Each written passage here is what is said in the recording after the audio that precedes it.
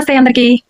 నేను పొద్దున్నే కూరగాయలు, పాలు, పెరుగు, స్నాక్స్ అన్ని కిరాణా షాప్ పోవడే లేదు, కూరగాయల మార్కెట్ పోవడే లేదు, ఆన్లైన్ షాపింగ్ 10 నిమిషాలలో వస్తున్నాయి.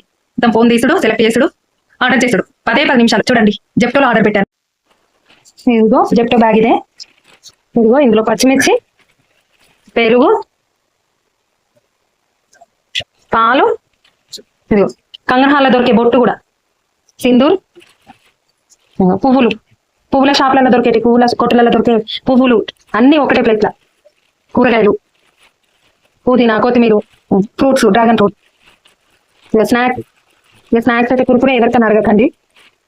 మా ఇంట్లో ఇంకా కురుకురే తినే వాళ్ళం ఉన్నాం మేము. తినద్దని తెలిసినా కూడా తింటాము. స్నాక్స్ ఇవన్నీ ఇంకా ఎప్పుడు సామాన్లు కావాలన్నా ఆర్డర్ పెట్టుడు, 10 నిమిషాలలో వచ్చుడు.